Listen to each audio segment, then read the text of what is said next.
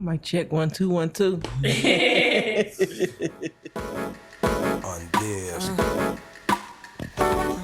little Caesar. Queen Bee. That's me. Check it. Yo, I be buying V's, so all my girls be eyeing C's. Coming backstage, dying to get pleased. You got me, I rock the Versace and linen, while you spotting grinning with a bunch of foxy women. Hey guys, welcome back. It's your girl Karina, and today we have a special guest, OT. Say hey, OT. What's going on, people?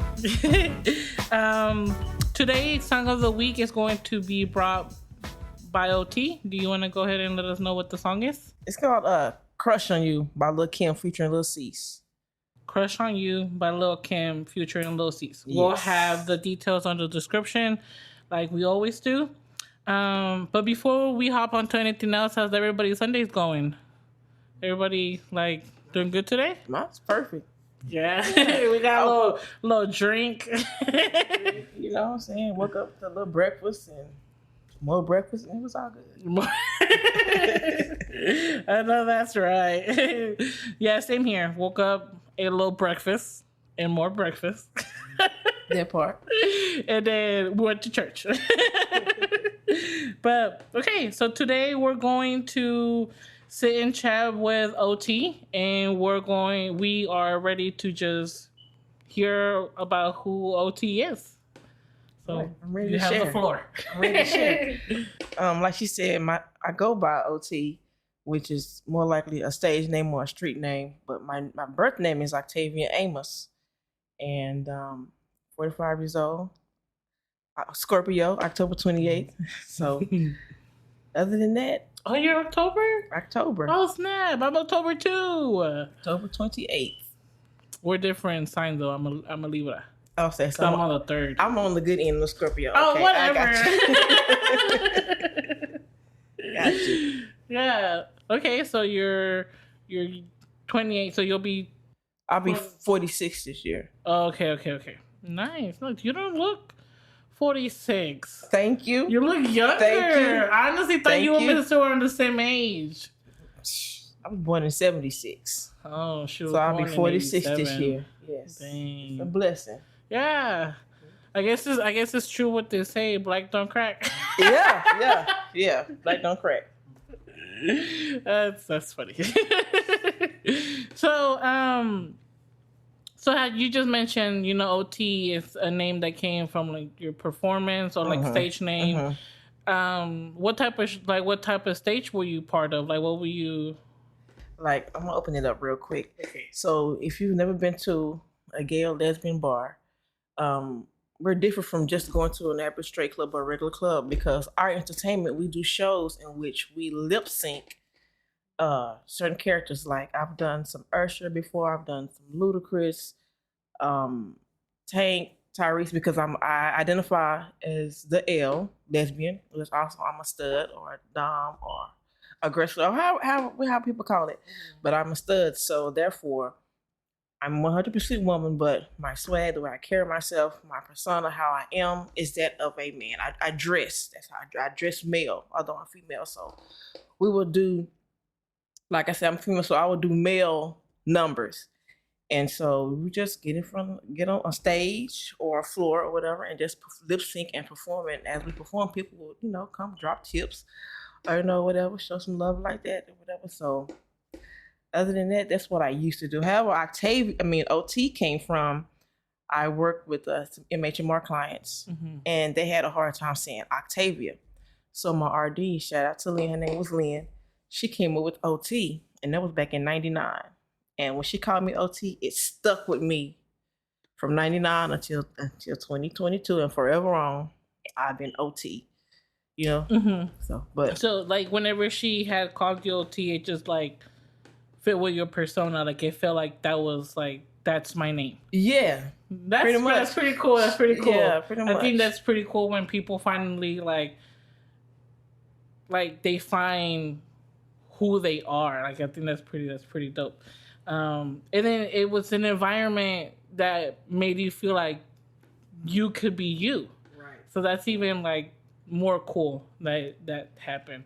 So How long did you did that? How long did you do shows like performances?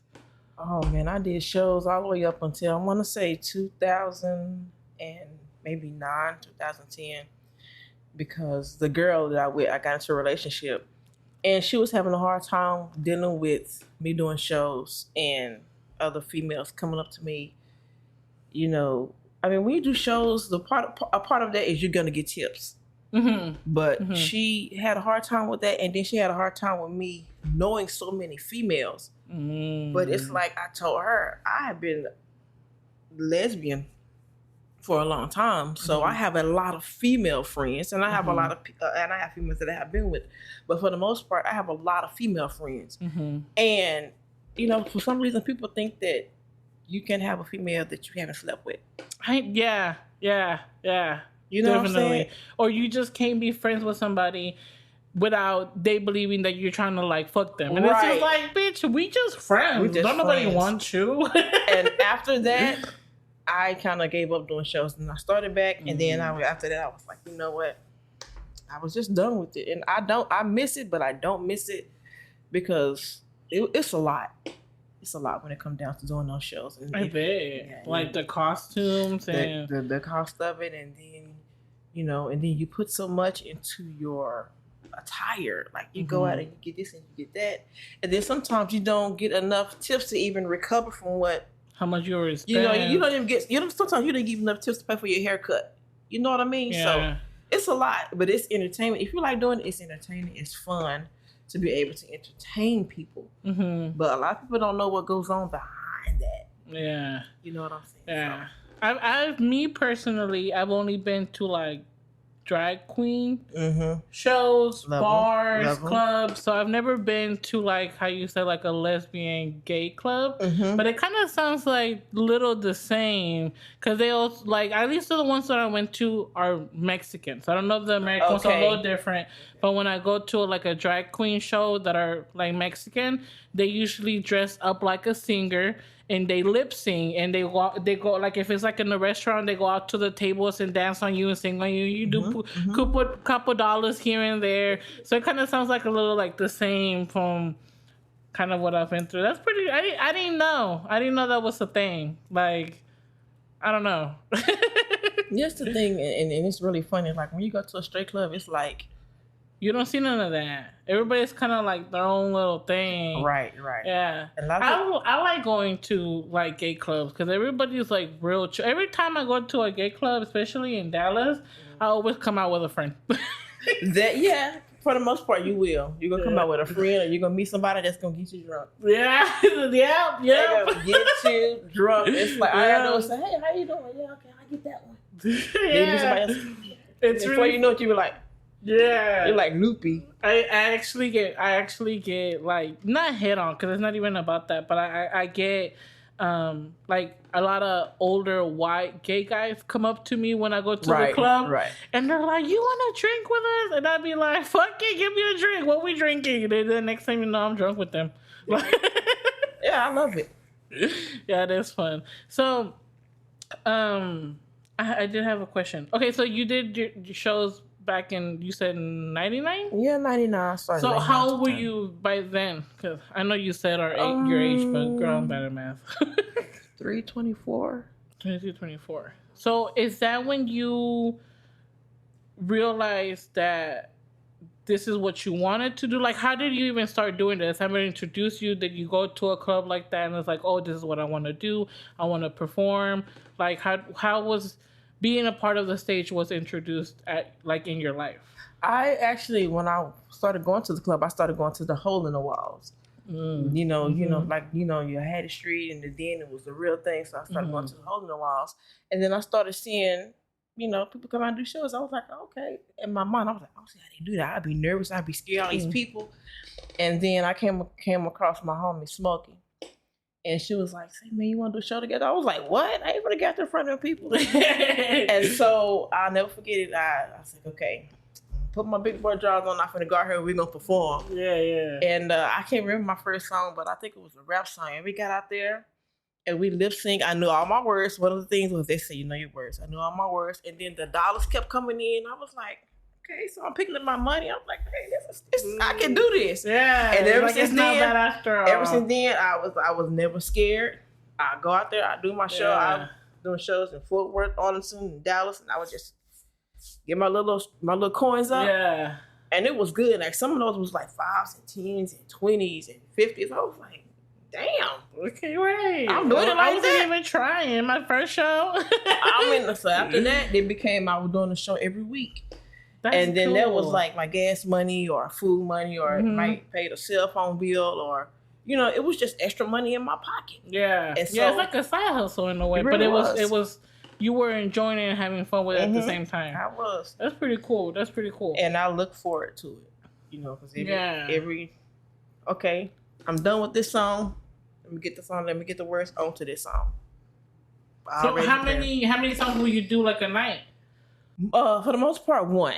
Okay. Because it would just be a lot of y'all, or it will be a lot. Sometimes it will be a lot of people on the shows, and then each number you do, there's a different outfit. There's a different. You have to change every time. Yeah. You know what I'm saying? So I might do the first part, come to stage OT. I might do Tyrese, and then if I'm coming back again, boom, come back. Then it could be some ludicrous or some little scrappy. Mm-hmm. So there was an outfit change. Yeah, so that's how old I am, little scrappy. So there was an outfit change, and then there was this, and then there was that, and you got to find somebody to pick up your money and this. That's what. But it was. I loved it. It was good.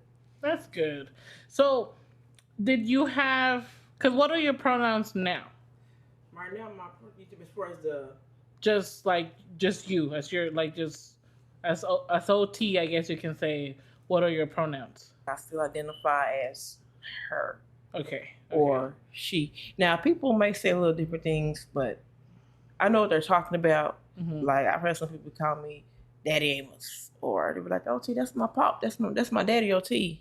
And I get it coming from the, if you're an LGBTQ community, you understand. Yeah. Mm-hmm. You see what I'm saying? But some people call me Uncle Otis. So I you embrace it all. I embrace it all because I know what they're saying. Yeah, so. For sure. And it's people too. So it's not like it's being said to you like in a disrespectful way. Right. Yeah. Right. Yeah. Yeah, I understand that. So how did it go when you told your family that you wanted to start performing? Like, did they support you? Were they out there at the audience with you, or were they like, "No, we don't want you to do that"? Like, or was it like half and half, or they just didn't care? Like when I first started, I didn't tell them yet because I didn't know how I was going to do. I didn't want to psych myself up to be this person that's going to go out there and rock it and then do it and get out there, it'd be a flop. Mm-hmm. But after a few shows, then I started saying, "Hey, okay, so I'm doing a show. Y'all want to come see me? Y'all want to come support?" Like, I did one show one time in Arlington. Like, my mom came, my aunties came, my cousins came. But let me tell you what really made it easier. Mm-hmm. I have a cousin. His name is his legal name is Charles Smith. Okay. But he identifies as. Do you say his name? Do you want us to beep it out, or do you want it to leave? No, it you can leave it in there. Okay. Go ahead. His name is Charles Smith, and he identifies as a drag queen. And he's much older. I want to say now he's in his maybe late 50s. So it wasn't really hard for me. It's not like I was the first one in the family to come out as openly gay or lesbian. When he was discovered, he was full-fledged. Like, he had on the wig and everything. It didn't ease up on him. When they found out, he was already. So now he dresses up as a woman every day. So when I initially, quote unquote, everybody started knowing about me and what I was doing, it wasn't hard because he had already paved the way. Yeah. You know what I'm saying? So they were already used to having somebody in the family that was unique. Openly. Yeah. Mm-hmm. So it wasn't hard. And he did shows too. Oh, nice. And see, I didn't have that person like like your uncle. I'm not to make this about myself, but just really quick, it does make me happy that there's people that did have somebody like yourself that help you make your own path. Because even though he laid the path to start it, you took it a different route. You know what I mean? It's the same path, but eventually it does become into a little Y. And that's pretty cool. Because it's like, I feel like having those people just help you a little better to identify yourself, to realize who you really are. Because if you just have people that are constantly black and white, you're going to grow up black and white until somebody finally splashes some color into your life. That's true.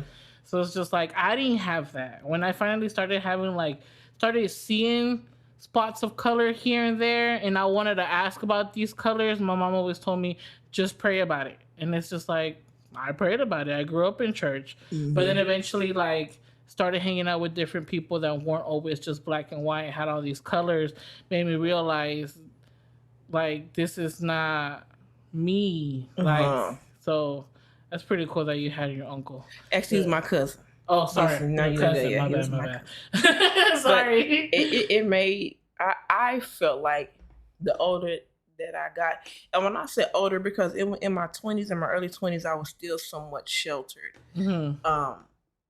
I didn't start drinking and start going out to the clubs until my early 20s.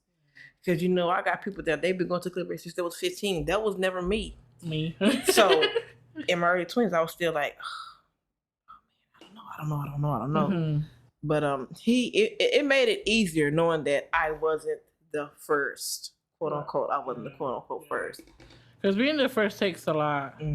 Yeah. Because like when I first tried to come out, everybody took me to a fool. But then I was just like, I had another cousin, or I still have that cousin, and I always knew she was gay. Like, just by the way that she dressed, she was very masculine, and she didn't do like, in Mexico you have to wear, I don't know if you know or any of our listeners know, in Mexico certain places, at least where I grew up, our uniforms for girls, we had to wear their skirts or dresses.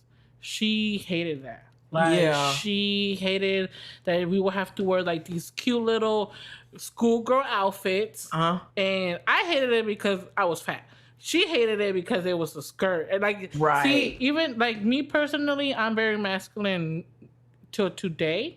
I do have my girly moments because I did have that girly stage when I was little, when my mom used to dress me. Now all that shit went out the window the moment that I started dressing myself. You know what I mean? But like, I never fought the whole wearing a skirt, dress to school in Mexico. Because I did go to school in Mexico for a year. And she hated that. Like, she hated it. It was just little things here and there that I picked up. And it was like, she's a lesbian. Like, and I tried to tell my mom that. And she's like, no, she's not. She just doesn't find the one. And I'm like, what are we, fucking Cinderella? Like, there's no the one. Is who we are. Like, they finally figured out that she's a lesbian a couple years ago. And everybody, like, even my mom was like, everybody was okay with it. And I was just like, y'all talk shit about me. Right. And now all of a sudden everybody's okay with it. Yeah. And it's just, and I told my mom, it's like, are you just okay because that's not your kid? That might be it. I was like, because that's fucked up. Because I am your kid. And you're supposed to be my number one supporter. Right. So, yeah, that's pretty much that conversation didn't go well. So I just kind of dropped it and haven't talked about it since then.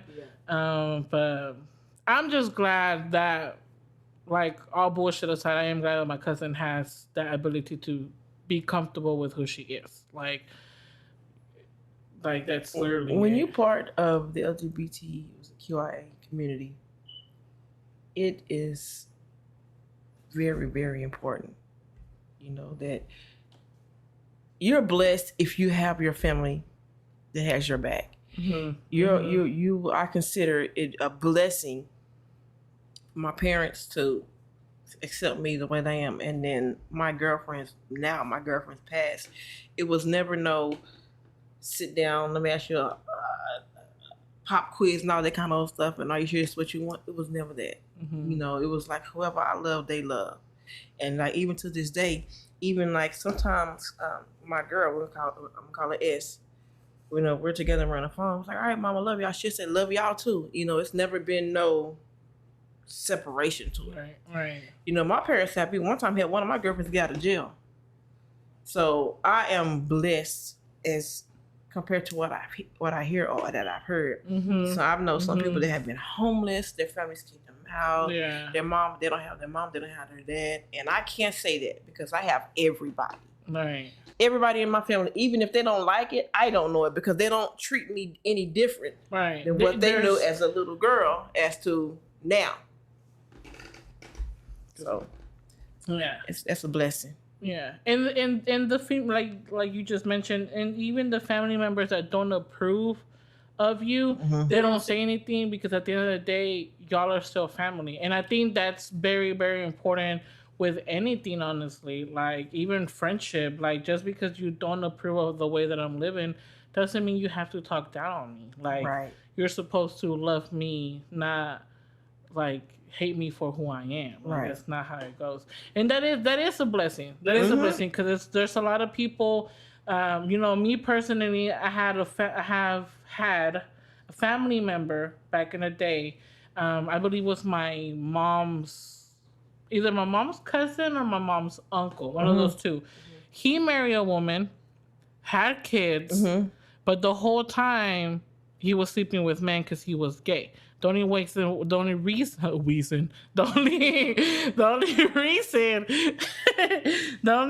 that he didn't come out was because he knew that he would be disowned. So he kept that secret. After his kids finally grew old, out the house, you know what I'm talking about, like my sister age, my age, our age, out and about, how their own kids' family. He finally decided to come out that he was gay. Well, he lived his gay life for a little bit before they found him killed. Like somebody stripped him, beat him to death, and hanged him naked from a tree because he was gay.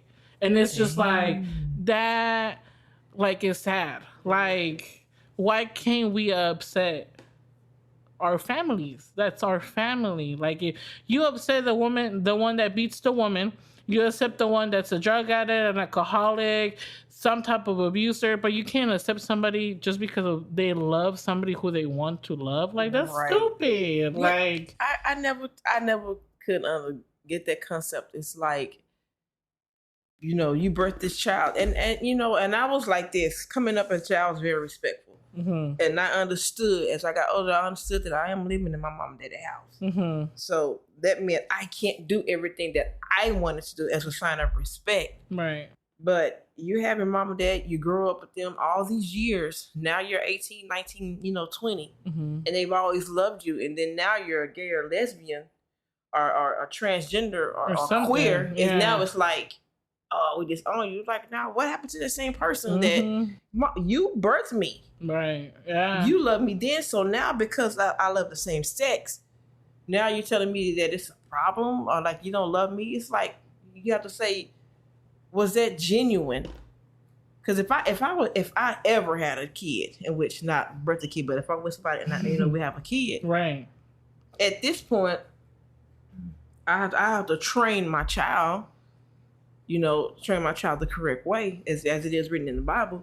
But if my child decide, hey, he want to be gay or she want to be lesbian, I'm gonna say, look, that's what you want to do, but here's what you do and here's what you don't do. Right. You know what I'm saying? You gotta respect yourself. You gotta know that there's STDs. I'm just gonna teach them. Right. I'm not gonna shun them away from them. I'm gonna push it or keep it away from them because what they don't learn at home, they learn from this TV, from the cell phone, and other kids at school. Yeah. And then they get it wrong. So I just say if it's gonna come, it should come from a parent. Yeah. Because it's already scary as it is. It's already scary to think that you're a little different, and especially like me, like myself. I grew up in church, so feeling like I like the same sex, like having feelings or some type of attraction for the same sex, automatically already felt bad. So it's just like me being part of this religion and being just scared from having a old Hispanic mother was already scary. So it's just like to have those parents that just make that situation even worse.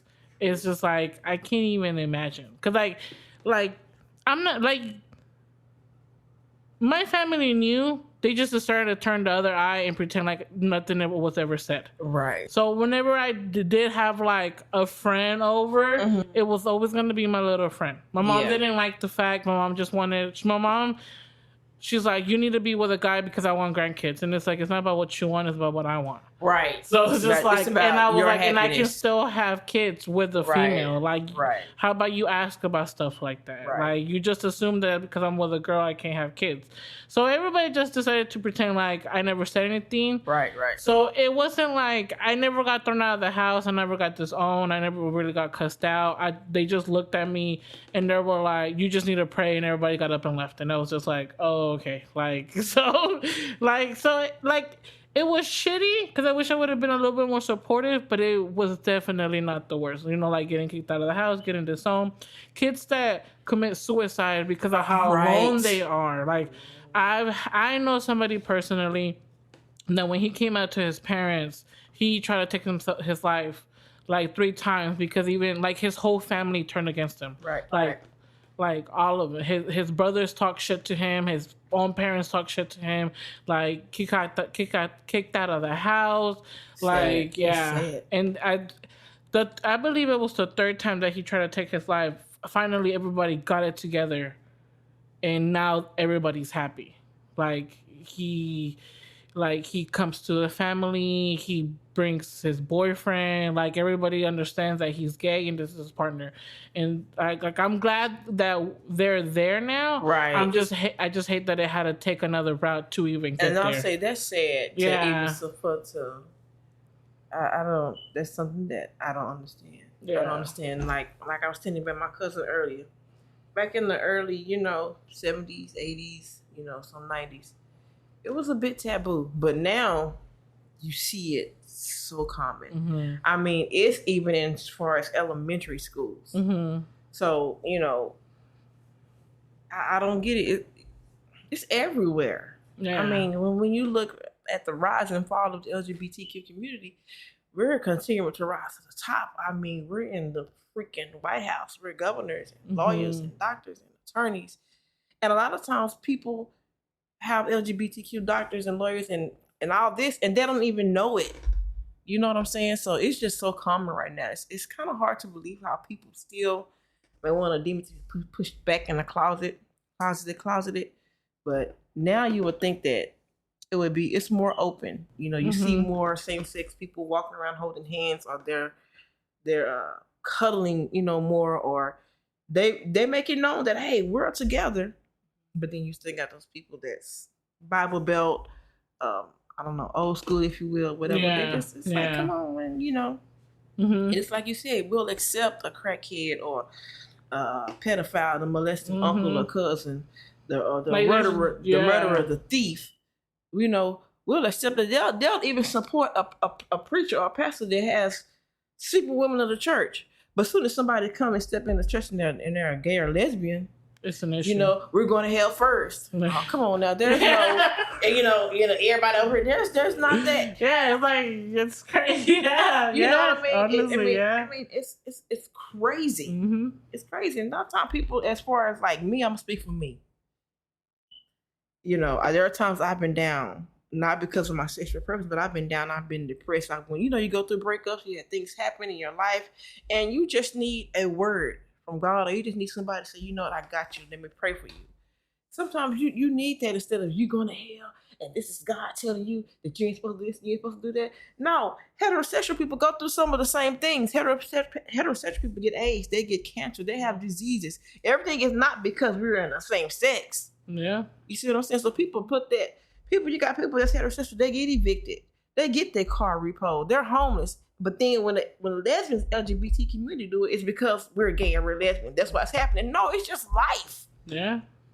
And people don't get that. You can't say, oh, because you're straight, you're going through it, it'll be okay. God got you.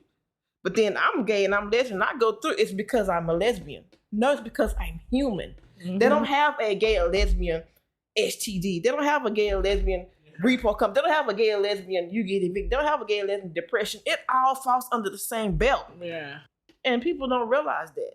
They put everything back because of who we are. Mm-hmm. If you, or somebody straight get cancer, oh, it's fine.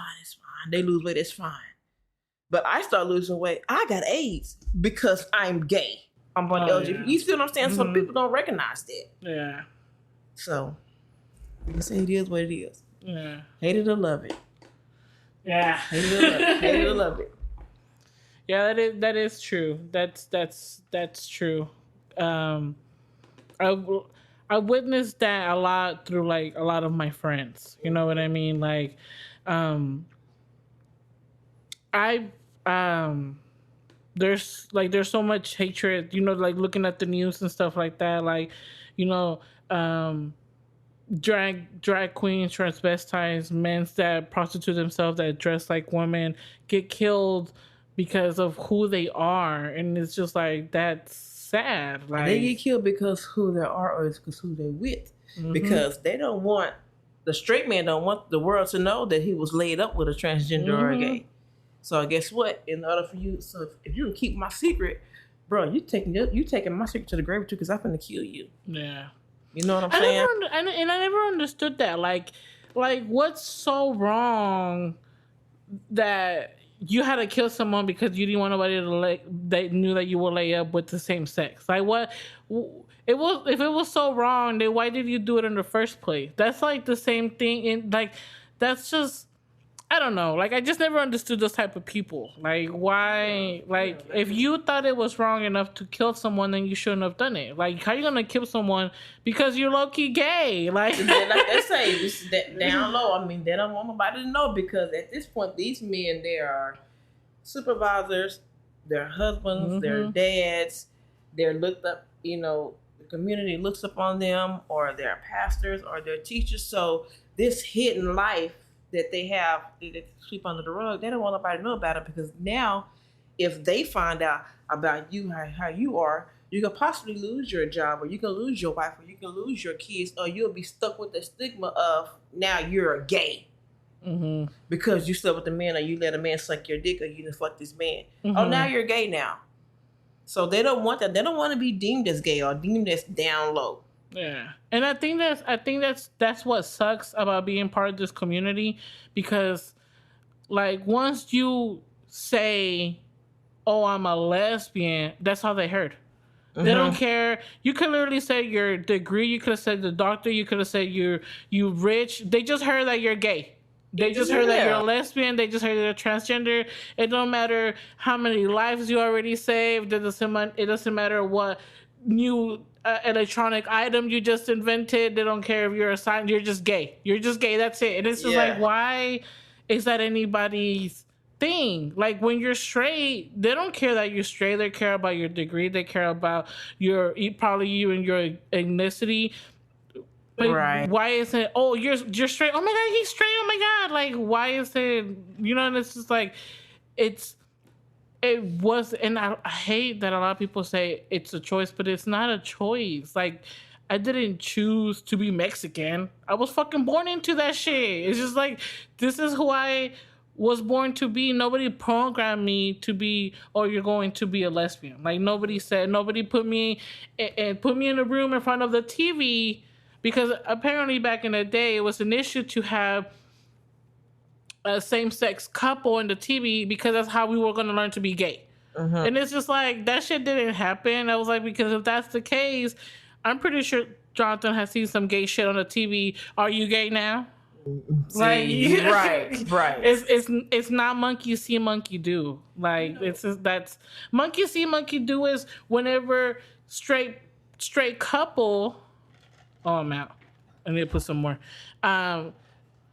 Monkey see, monkey do is like when straight couples have, you know, the man is beating on the mother. The kids see that. They're gonna see that that's okay. That's true. Then if a kid has two parents, it's not gonna come out as like, oh, I'm gay. Like, that's not how it happens. Like, because I've heard that a lot of people say that shit too.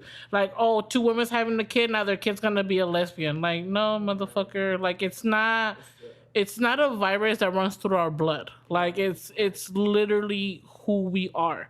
Just like I happen to be Hispanic, just how I happen to be tall by genetics.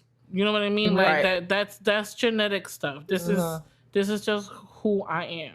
Yeah, I agree. I agree, because that's just who I am. I've never said that. People ask me a lot, like, "Oh, T, were you born gay? Were you born gay?" And you know, and this is my thing. No, I wasn't born gay. In my eye, I can speak for me.